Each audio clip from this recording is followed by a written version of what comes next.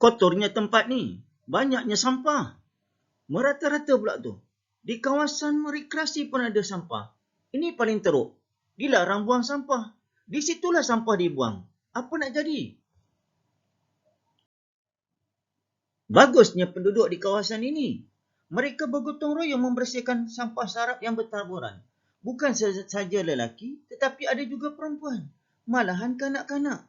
Alangkah bagusnya kalau semua rakyat Malaysia bersikap begini. Negara kita akan menjadi bersih. Untuk mengetahui apa yang cikgu paparkan sebentar tadi, mari kita belajar bahasa Melayu tahun 5, sepakat jaga kebersihan. Objektif yang ingin dicapai pada hari ini, cikgu mengharapkan anak-anak murid dapat membina dan menulis ayat untuk menyatakan pendapat berdasarkan bahan. Kemahiran pada hari ini ialah kemahiran menulis. Seperti biasa, cikgu harap anak-anak murid telah pun ada buku teks, buku catatan, alat tulis dan buku aktiviti. Rujuk buku teks bersama-sama, mari cikgu bimbing kamu. Tajuknya iaitu Sepakat Jaga Kebersihan. Penduduk Taman Seri Damai akan menjalankan aktiviti kempen jalan dan kutip.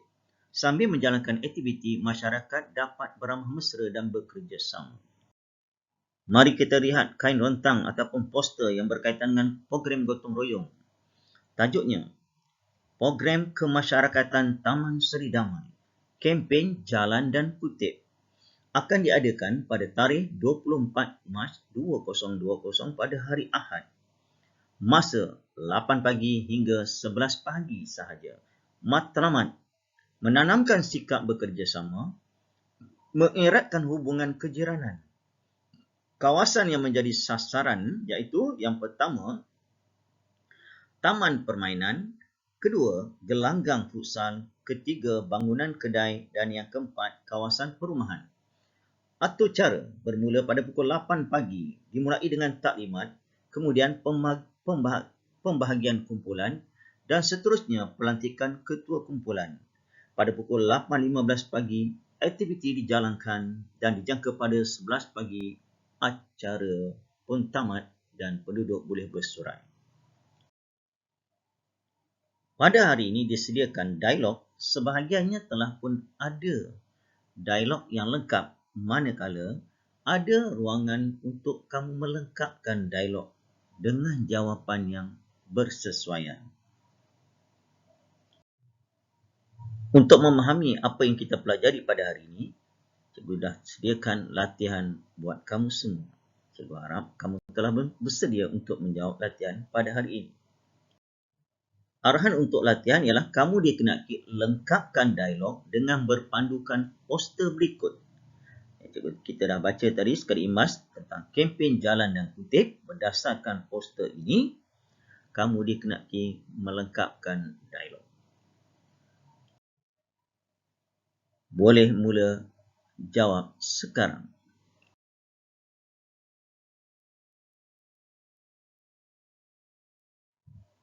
Mari kita bincang bersama-sama apakah jawapan yang sesuai untuk melengkapkan dialog yang ditinggalkan kosong itu. Okay. Kita mulakan dengan dialog yang dimulakan oleh Afifi. Tenis, Kaijun, lihat poster ini. Esok, komuniti Taman Seri Damai akan menjalankan kempen jalan dan kutip. Tenis jawab, kalau kita rujuk poster ini, mengapakah kawasan sasar termasuk bangunan kedai? Tenis ini mengetahui. Afifi menjawab semula, kawasan sasaran bukan di kawasan perumahan saja kerana kawasan lain juga termasuk dalam kawasan kediaman kita. Kita juga menggunakan tempat-tempat tersebut. Itu jawapan Afifi. Kaijun bertanya lagi, bagaimanakah aktiviti sebegini dapat mengeratkan hubungan kejiranan? Tenis memberi jawapan kepada pertanyaan Kaijun. Aktiviti sebegini dapat mengeratkan hubungan kejiranan kerana melibatkan semua penduduk taman dan kita dapat mengenali dan beramah mesra dengan jiran kita. Seterusnya, Afifi pula bertanya, pada pendapat kamu, sesuaikah aktiviti ini dijalankan pada hari Ahad? Kaiju menjawab pula, pada pendapat saya, aktiviti ini sesuai dijalankan pada hari Ahad kerana hari tersebut ialah hari cuti hujung minggu. Tenis bercakap. Tenis ingin mengetahui pula, apakah tujuan pelantikan ketua kumpulan bagi setiap kumpulan? Afifi memberi jawapan. Tujuan pelantikan ketua bagi setiap kumpulan adalah untuk melancarkan aktiviti yang dijalankan. Kalau ada ketua, mudah. Seorang ketua, mungkin di bawahnya ada 5, mungkin ada 10 orang. Ketua ni akan memberikan arahan. Okey, Kaijun pula bertanya, yang manakah lebih sesuai? Aktiviti ini dijalankan secara berkumpulan atau individu? Nyatakan pendapat kamu. Ada dua di situ. Dia bertanya sesuai atau tidak secara berkumpulan ataupun individu. Nyatakan. Sekarang giliran kamu memberi pendapat. Ini contoh saja. Mungkin jawapan kamu ada yang lebih sesuai. Aktiviti ini sesuai dijalankan secara berkumpulan kerana dapat menyiapkan kerja dengan cepat dan menanamkan sikap bekerjasama dalam kalangan masyarakat.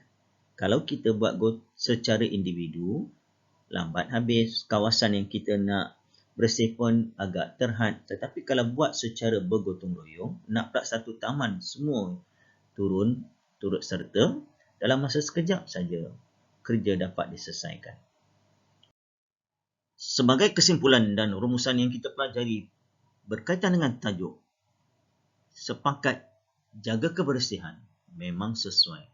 Di mana kita berada, kita kena bertanggungjawab. Sama ada kita tinggal di kawasan taman, kawasan kampung atau sebagainya, kita kena bekerjasama.